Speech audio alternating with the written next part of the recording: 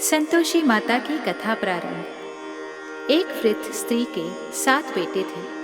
6 बेटे कमाने वाले थे और एक बेटा निकम्मा था। बुढ़िया माँ 6 पुत्रों का झूठा 7वें को देती। 7वां पुत्र एक दिन अपनी पत्नी से बोला, देखो मेरी माता का मुझ पर कितना प्रेम है। वह बोली, क्यों नहीं, सबका झूठा बचा हुआ तुमको खिलाती है। वह बोला, जब तक आंखों से न देखूं मान नहीं सकता। पत्नी ने हंसकर कहा, देख लोगे तब तो मानोगे। कुछ दिन बाद एक बड़ा त्योहार आया। घर में 7 प्रकार के भोजन और चूरमा के लड्डू बने। वह पत्नी की बात को जांचने के लिए सिर दर्द का बहाना बनाकर पतला कपड़ा सिर पर ओढ़कर रसोई में जाकर सो गया। कपड़े के भीतर से वो सब देखता रहा। 6 भाई भोजन करने आए। उसने देखा माँ ने उनके लिए सुंदर सुंदर आसन बिछाए, 7 प्रकार की रसोई परोसी और आग्रह कर करके उन्हें भोजन कराती रही। वह देखता रहा। 6 भाई भोजन कर उठ गए।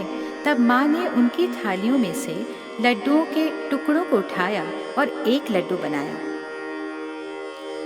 जूठन साफ कर माँ ने उसे पुकारा, उठ बेटा उठ, तेरे भाइयों ने भोजन कर लिया, तू भी उठकर भोजन कर ले। उसने कहा, माँ मुझे भोजन नहीं करना, मैं परदेश जा रहा हूँ। माँ ने कहा, कल जाना हो तो आज ही जा। वह बोला, हाँ हाँ जा रहा हूँ। ये कहकर वह घर से निकल गया। चलते समय उसे पत्नी की याद आई। वह गौशाला में कंडे थाप रही थी। वहाँ जाकर वह बोला, मेरे पास तो कुछ भी नहीं है। यह अंगूठी है सो ले लो और अपनी कोई निशानी मुझे दो। वह बोली, मेरे पास क्या है, यह गोबर भरा हाथ है। यह कहकर पत्नी ने उसकी पीठ पर गोबर के हाथ की थाप मार दी। वह चल दिया। चलते चलते दूर देश में पहुंचा। वहां एक साहूकार की दुकान थी। वहां जाकर बोला, सेठ जी मुझे नौकरी पर रख लो। साहूकार को नौकर की सख्त जरूरत थी। साहूकार ने कहा, काम देखकर तनख्वाह मिलेगी। उसने कहा, सेठ जी जैसा ठीक समझें।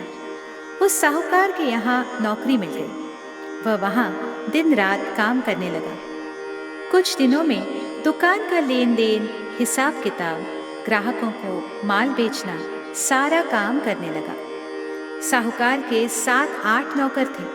वे सब चक्कर खाने लगे। लेकिन उसने अपनी लगन, परिश्रम और ईमानदारी से सभी को पीछे छोड़ दिया।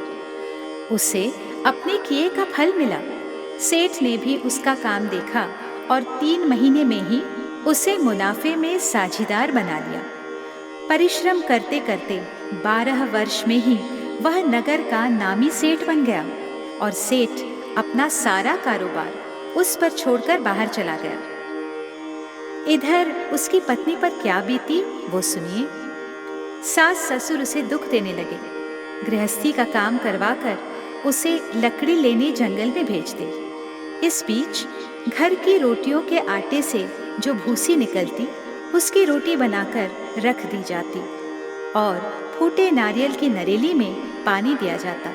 इस तरह कई दिन बीतते रहे। एक दिन वह जब जंगल में लकड़ी लेने जा रही थी, तब उसे रास्ते में बहुत सी स्त्रियां संतोषी माता का व्रत करती दिखाई दी। वह वहां खड़ी होकर पूछने लगी, बहनों ये तुम किस देवता का व्रत करती हो और इसके करने से क्या फल होता है? इस व्रत के करने की क्या विधि है? यदि तुम अपने इस व्रत का विधान मुझे समझाकर कहोगी तो मैं तुम्हारा बड़ा एहसान मानूंगी। उनमें से एक स्त्री बोली, सुनो ये संतोषी माता का व्रत है। इसके करने से निर्धनता, दरिद्रता का नाश होता है, लक्ष्मी आती है, मन की चिंताएं दूर होती हैं, घर में सुख होने से मन को प्रसन्नता और शांति मिलती है, निपुति को पुत्र मिलता है, प्रीतम बाहर गया हो तो वह शीघ्र लौट आता है, कुमारी कन्या को मनपसंद वर मिलता है, चलता मुकदमा खत्म हो जाता है, कलह क्लेश की निवृत्ति होती है, सुख शांति होती है, घर में धन जमा होता है, धन जायदाद का लाभ होता है तथा और भी मन में जो कुछ कामना हो सब संतोषी माता की कृपा से पूरी हो जाती हैं, इसमें संदेह नहीं। वह पूछने लगी, यह व्रत कैसे किया जाता है, ये भी तो बताओ, बड़ी कृपा होगी। वह स्त्री कहने लगी, बिना परेशानी, श्रद्धा और प्रेम से जितना भी बन सके प्रसाद लेना। 5.25 पैसे से 5.25 आने तथा इससे भी ज्यादा शक्ति और भक्ति के अनुसार गुड़ और चना लें। हर शुक्रवार को निराहार रहकर कथा कहना, सुनना। इसके बीच क्रम नहीं टूटे, लगातार नियम पालन करना। सुनने वाला कोई न मिले तो घी का दीपक जलाकर उसके आगे जल के पात्र को रख कथा कहना, परंतु नियम न टूटे। जब तक कार्य सिद्ध न हो नियम पालन करना और कार्य सिद्ध हो जाने पर व्रत का उद्यापन करना। 3 मास में माता पूरा फल प्रदान करती हैं। यदि किसी के खोटे ग्रह हों तो भी माता 1 वर्ष में अवश्य उन्हें अनुकूल करती हैं। कार्य सिद्धि होने पर ही उद्यापन करना चाहिए, बीच में नहीं। उद्यापन में 2.5 सेर आटे का खाजा तथा इसी अनुसार खीर तथा चने का साग बनाना, 8 बच्चों को भोजन कराना। जहाँ तक मिलें देवर, जेठ, भाई बंधु, कुटुंब के लड़के लेना। न मिलें तो रिश्तेदारों और पड़ोसियों के लड़के बुलाना। उन्हें भोजन करा यथाशक्ति दक्षिणा दे माता का नियम पूरा करना। ध्यान रखना, उस दिन घर में कोई खटाई ना खाए। ये सुन वह वहां से चल दी। रास्ते में लकड़ी के बोझ को बेच दिया और उन पैसों से गुड़ चना लेकर माता के व्रत की तैयारी कर आगे चली। रास्ते में संतोषी माता के मंदिर में जाकर माता के चरणों में लौटने लगी। विनती करने लगी, हे माँ, मैं दीन हूँ, निपट मूर्ख हूँ, व्रत के नियम कुछ जानती नहीं, मैं बहुत दुखी हूँ। हे माता, मेरा दुख दूर कर, मैं तेरी शरण में हूँ। माता को दया आई। एक शुक्रवार बीता कि दूसरे शुक्रवार को ही उसके पति का पत्र आया और तीसरे शुक्रवार को उसका भेजा हुआ पैसा आ पहुंचा। ये देखकर जेठानी मुंह सिकोड़ने लगी। इतने दिनों बाद इतना पैसा, इसमें क्या बड़ाई है। लड़के ताने देने लगे। काकी के पास अब पत्र आने लगे, रुपया आने लगा। अब तो काकी की खातिर बढ़ेगी, अब तो काकी बुलाने से भी नहीं बोलेगी। बेचारी सरलता से कहती गई, भैया पत्र आए, रुपया आए तो हम सबके लिए अच्छा है ना। ऐसा कहकर आंखों में आंसू भरकर संतोषी माता के मंदिर में जा मातेश्वरी के चरणों में गिरकर रोने लगी। माँ, मैंने तुमसे पैसे नहीं मांगे, मुझे पैसे से क्या काम, मुझे तो अपने सुहाग से काम है। मैं तो अपने स्वामी के दर्शन और सेवा मांगती हूँ। तब माता ने प्रसन्न होकर कहा, जा बेटी, तेरा स्वामी जल्द ही आएगा। ये सुनकर खुशी से बावली हो वह घर आकर काम करने लगी। संतोषी माँ विचार करने लगी, इस भोली पुत्री से मैंने कह तो दिया कि तेरा पति शीघ्र आएगा, पर आएगा कहाँ से? वो तो इसे स्वप्न में भी याद नहीं करता। उसे इसकी याद दिलाने तो मुझे ही जाना पड़ेगा। फिर संतोषी माता ने उस बुढ़िया के बेटे को स्वप्न में समझाया, पुत्र, तेरी पत्नी कष्ट उठा रही है। वह बोला, हाँ माता, ये तो मुझे भी मालूम है, परंतु क्या करूं, वहां कैसे जाऊं? परदेश की बात है, लेन देन का सारा हिसाब किताब है, कोई जाने का रास्ता नजर नहीं आता। आप ही कोई राह दिखाएं कि वहां कैसे जाऊं। माँ कहने लगी, सवेरे नहा धोकर संतोषी माता का नाम ले, घी का दीपक जला, दंडवत कर और दुकान पर जा बैठना। देखते देखते तेरा लेन देन चुक जाएगा, जमा माल बिक जाएगा, सांझ होते होते धन का ढेर लग जाएगा। वो अगले दिन सुबह बहुत जल्दी उठा। उसने अपने मित्र बंधुओं परिचितों से स्वप्न में माता द्वारा कही गई बात कह सुनाई। वे सब उसकी बात सुनकर उसकी हंसी उड़ाने लगे। वे कहने लगे कि कहीं कभी सपने की बात सच भी होती है। एक बूढ़ा व्यक्ति बहुत समझदार था। वह बोला, देखो भाई, मेरी बात मानो। इस तरह सच या झूठ कहने के बदले देवता ने जैसा कहा है वैसा ही करना। तुम्हारा क्या जाता है? बूढ़े की बात मानकर नहा धोकर उसने संतोषी माता को प्रणाम किया। फिर घी का दीपक जलाकर दुकान पर जा बैठा। शाम तक धन का ढेर लग गया। वह हैरान हुआ। मन में संतोषी माता का नाम लेकर प्रसन्न होकर घर जाने के वास्ते गहना, कपड़ा, सामान खरीदने लगा। सब काम से निपट अपने घर को रवाना हुआ। उधर उसकी पत्नी जंगल में लकड़ी लेने गई। लौटते वक्त थक जाने के कारण संतोषी माता के मंदिर पर विश्राम करने बैठ गई। यह तो उसका रोज रुकने का स्थान था। धूल उड़ती देख उसने माता से पूछा, हे माता, ये धूल कैसी उड़ रही है? माँ ने कहा, हे पुत्री, तेरा पति आ रहा है। अब तो ऐसा कर, लकड़ियों के 3 बोझ बना। एक नदी के किनारे रखना, दूसरा मेरे मंदिर पर और तीसरा अपने सिर पर रखना।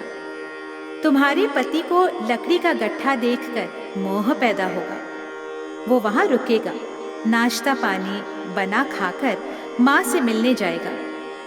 तू लकड़ी का बोझ उठाकर जाना और बीच चौक में गट्ठा डालकर 3 आवाजें जोर से लगाना। लो सासू जी, लकड़ियों का गट्ठा लो, भूसी की रोटी दो, नारियल के खोपरे में पानी दो। आज ये कौन मेहमान आया है? संतोषी माँ की बात सुनकर वह बहुत अच्छा माँ कहकर प्रसन्न मन से लकड़ियों के 3 गट्ठे बना लाए। एक नदी के तट पर, दूसरा माता के मंदिर पर रखा। इतने में ही मुसाफिर वहां आ पहुंचा। सूखी लकड़ी देख उसकी इच्छा हुई कि अब यही विश्राम करे और भोजन बना खा पी कर गाँव चले। इस प्रकार भोजन कर विश्राम कर वह अपने गांव में आ गया। उसी समय बहू सिर पर लकड़ी का गट्ठा लिए आई। उसने गट्ठा आंगन में डालकर जोर से 3 आवाजें दी। लो सासू जी, लकड़ी का गट्ठा लो, भूसी की रोटी दो, नारियल के खोपरे में पानी दो। आज ये कौन मेहमान आया है? ये सुनकर सास ने अपने दिए हुए कष्टों को भुलाने हेतु कहा, बहू, तू ऐसा क्यों कहती है? तेरा मालिक ही तो आया है। बैठ, मीठा भात खाकर कपड़े गहने पहन। पत्नी की आवाज सुनकर उसका स्वामी बाहर आया और उसके हाथ में पहनी अंगूठी देख व्याकुल हो गया। उसने माँ से पूछा, माँ, ये कौन है? माँ बोली, बेटा, ये तेरी पत्नी है। आज 12 वर्ष हो गए जब से तू गया है, तब से सारे गांव में जाकर भटकती रहती है। काम काज कुछ नहीं करती, 4 समय आकर खा जाती है। अब तुझे देखकर भूसी की रोटी और नारियल के खोपरे में पानी मांगती है। वह बोला, ठीक है माँ, मैंने इसे भी देखा है और तुम्हें भी।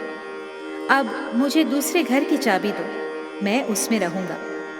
ठीक है बेटा, जैसी तेरी मर्जी, कहकर माँ ने ताली का गुच्छा बेटे के सामने रख दिया। उसने दूसरे घर को खोलकर सारा सामान जमाया। एक ही दिन में वहां राजा के महल जैसा ठाट बाट बन गया। अब क्या था, वह सुख भोगने लगी। अगला शुक्रवार आया तो उसने पति से कहा, सुनिए, मुझे संतोषी माता का उद्यापन करना है। पति बोला, बहुत अच्छा, खुशी से कर लो। वह उद्यापन की तैयारी करने लगी। जेठ के लड़कों को भोजन के लिए कहने गई। उन्होंने मंजूर किया, परंतु पीछे से जेठानी ने अपने बच्चों को सिखलाया, देखो रे, भोजन के समय सब लोग खट्टाई मांगना, जिससे उसका उद्यापन पूरा ना हो। लड़के भोजन करने आए, खीर पेट भरकर खाई, परंतु बात याद आते ही कहने लगे, हमें कुछ खटाई खाने को दो, खीर खाना हमें भाता नहीं, देखकर अरुचि होती है। लड़के उठ खड़े हुए, बोले, पैसे लाओ काकी। भोली बहू कुछ नहीं जानती थी, उसने पैसे दे दिए। लड़कों ने बाजार जाकर उन पैसों से इमली खरीदी और खाई। ये देखकर बहू पर माता ने कोप किया। राजा के दूत उसके पति को पकड़ कर ले गए। जेठ जेठानी मनमाने खोटे वचन कहने लगे। लूट लूट कर धन इकट्ठा कर लाया था, सो राजा के दूत उसे पकड़ कर ले गए हैं। अब सब मालूम हो जाएगा जब जेल की रोटी तोड़नी पड़ेगी। बहू से ये वचन सहन नहीं हुए। वह संतोषी माता के मंदिर में गई और कहने लगी, माता, तुमने ये क्या किया? हंसाकर क्यों रुलाने लगी? माता बोली, पुत्री, तूने मेरा व्रत भंग किया है। इतनी जल्दी सब बातें भुला दी? वह बोली, माता, भूली तो नहीं हूँ, ना कुछ अपराध किया है मैंने। मुझे तो लड़कों ने भूल में डाल दिया, मुझे क्षमा करो माँ। संतोषी माँ बोली, ऐसी भूल भी कहीं होती है भला? वह बोली, माँ, अब भूल नहीं होगी। बताओ मेरे पति कैसे आएंगे? माँ बोली, पुत्री, जा, तेरा पति तुझे रास्ते में ही आता मिलेगा। वह मंदिर से निकलकर बाहर आई तो रास्ते में उसे अपना पति आता हुआ मिला। उसने पूछा, कहाँ गए थे? वह बोला, इतना धन जो कमाया है उसका कर राजा ने मांगा था, वही भरने गया था। वह प्रसन्न होकर बोली, अच्छा अच्छा, अब घर चलिए। फिर अगला शुक्रवार आया। वह बोली, मुझे व्रत का उद्यापन करना है। तो पति ने कहा, ठीक है, जरूर करना। वह फिर जेठ के लड़कों से भोजन को कहने गई।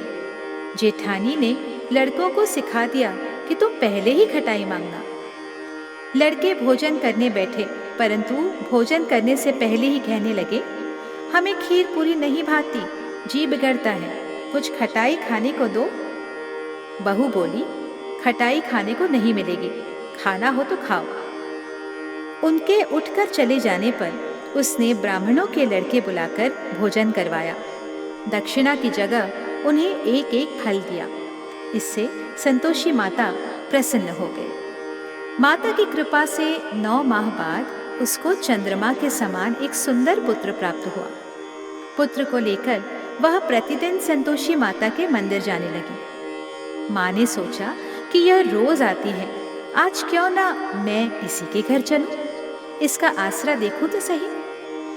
यह विचार कर माता ने भयानक रूप बनाया। गुड़ और चने से सना मुख, ऊपर से सूंड के समान होंठ, उस पर मक्खियां भिनभिना रही थीं। दहलीज में पैर रखते ही उसकी सास चिल्लाई, देखो देखो, कोई चुड़ैल डाकिनी चली आ रही है, लड़कों इसे भगाओ, नहीं तो सबको खा जाएगी। बहू रोशनदान से देख रही थी। वह प्रसन्न हो उठी, आज मेरी माता मेरे घर आई है। ये कहकर दूध पीते बच्चे को गोद से उतार दिया। इस पर उसकी सास क्रोध से भर कर बोली, अरे क्या कर रही हो? इसे देखकर कैसी उतावली हुई जो बच्चे को पटक दिया। इतने में माँ के प्रताप से जहां देखो वहां लड़के ही लड़के नजर आने लगे। तब बहू बोली, माँ जी, मैं जिनका व्रत करती हूँ ये वही संतोषी माता है। इतना कहकर उसने झट से घर के सारे किवाड़ खोल दिए। सब ने माता के चरण पकड़ लिए और विनती कर कहने लगे, हे माता, हम मूर्ख हैं, अज्ञानी हैं, तुम्हारे व्रत की विधि हम नहीं जानते। तुम्हारा व्रत भंग करके हमने बड़ा अपराध किया है। हे माता, आप हमारे अपराधों को क्षमा करो। इस प्रकार बार बार कहने पर संतोषी माता प्रसन्न हुई। इसके बाद उसकी सास कहने लगी, हे संतोषी माता, आपने बहू को जैसा फल दिया वैसा ही फल सबको देना। जो ये कथा सुने या पढ़े उसके सारे मनोरथ पूर्ण हो।